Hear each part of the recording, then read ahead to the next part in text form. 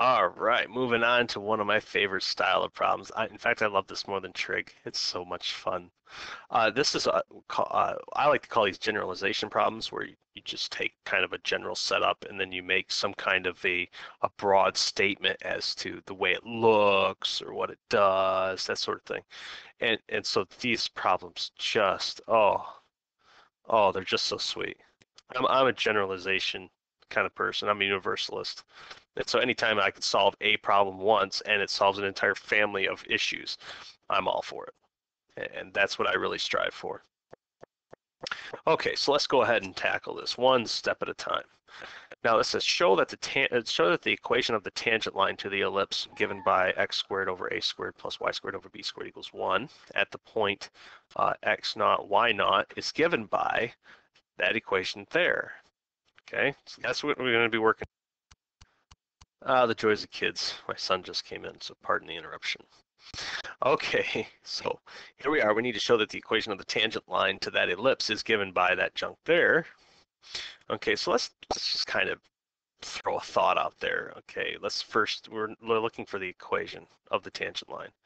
All right, now it is a line, and we should know by now that y equals mx plus b is a perfectly good, where m is the slope.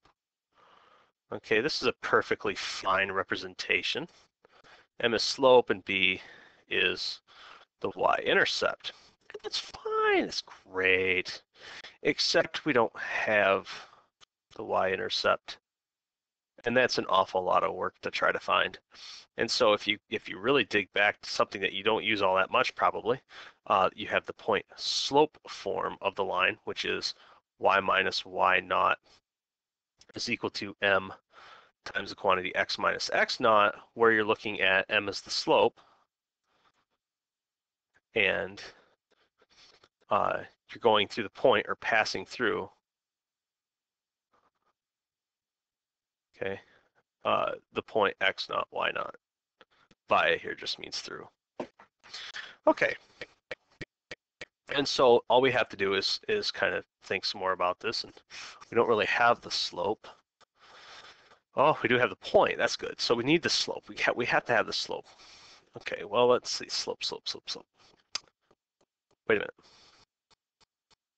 Slope is nothing more than the change of the y's over the change in the x. Well, if that's true, then dy dx is the slope. Okay, and when we say that the dy dx is the slope at a specific point.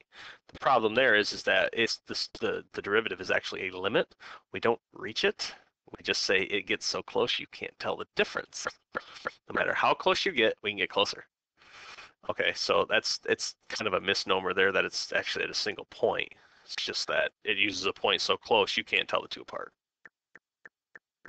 All right, so now that means that we need to take that derivative. Okay, well, let's go ahead and do that. So we have x squared over a squared plus y squared over b squared is equal to 1.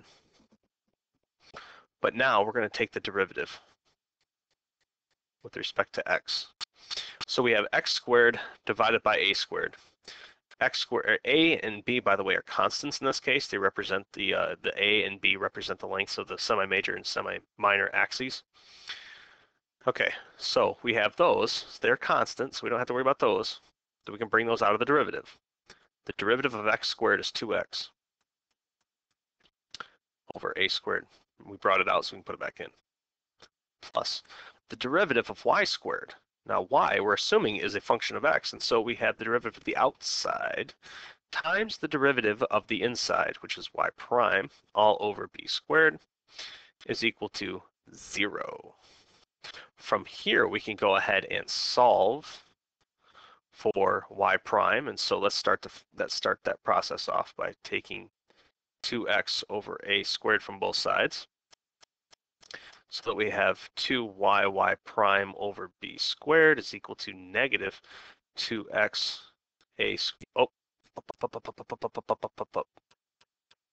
over a squared. I was going to say it, and then I screwed it up, and I didn't write it down right. That's okay. All right, now we're going to divide. We're going to multiply both sides by b squared over 2y. And when we do that, we're going to get y prime is equal to negative 2x b squared divided by a squared over 2y. Okay, so now you might say, why did you do it like this? I have a premonition. I think it's going to be easier if I put it like this a little later. And so I'm not going to put them together hardcore yet, but I do notice that I can factor out my 2's and therefore cancel them out. And that will give me a y prime value of negative x over a squared and then b squared over y. Okay. All right, so now we have that. So let's go ahead and input this back into our point slope form.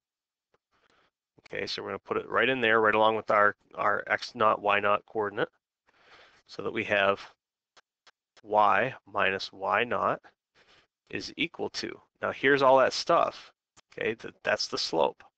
So this is negative x divided by a squared times b squared divided by y, all times x minus x naught. All right, now if we go back to the top, we notice that they kind of give us a hint here. If we pay just close attention to this form, we notice that the x naughts and x's are kind of together. But in the other form, you have x squareds and y squareds. Okay, so we kind of want to separate those out like that. So let's try to remember to keep these guys separate when we go through this. Also, you didn't notice this because I had to delete it and start over, but I neglected to bring down this negative sign last time. Make sure that you are that your negative signs follow you wherever you go till you can get rid of them properly in an incinerator. Okay, so let's go ahead and keep working on this. Now I'm going to multiply both sides by this y over b squared, and what that's going to do is it's going to kind of get rid of it on the right here and get all the b's and the y's on one side. No. You have to do what you say, and that is y over b squared. Okay, so that's going to cancel out on that side. And so on the other side, whoop, see, I told you I was working on it. On the other side, you're going to distribute this. So I have y squared over b squared minus y naught y over b squared is equal to, and I'm going to take this and I'm going to distribute that as well. And that's negative x squared over a squared. Negative x times the negative x naught cancels those negatives, makes it positive x naught x over a squared. Again, we had all the x naughts and the y naughts on one side. Let's go ahead and make that happen again. So I'm going to take this bad boy and I'm going to move him over there. And then I'm going to take this guy here and I'm going to move him over there. Okay, algebraically, of course. I'm not just going to pick them up and move them. And so we have y squared over b squared plus x squared over a squared equals x naught x over a squared plus y naught y over b squared. And now, here comes the part that I gotta tell you, this is again, in the generalization sense, it's really tough for me to remember to do this. I'm gonna rewrite this slightly. By that I mean, I'm just gonna put the x in front. It's not that it helps the matter any, except that it might be easier to see the next thing that I'm gonna do. Okay, so we've got over a squared plus y naught y over b squared, and this is really where it's almost a trick. It really is. Okay, so now you notice that we have this stuff here. Okay, that you see that we really want it to be 1. Okay, we have the x naughts and the x's here, and the y naughts and the y's, and we really need this to be 1. Now, if you look back at the very beginning, it said, suppose that you have an ellipse that looks like that. Well, we have that actually. We have that here. and that equals 1. Okay, so we can make that we can make that substitution. Since all that equals 1, all things being equal, then we can say, well, this is 1, and we have 1 is equal to x not x over a squared plus y not y over b squared. There's our answer. So there's our proof. And I love these things. I really do. They're just so much fun, and they challenge you in ways that regular calculation problems just don't.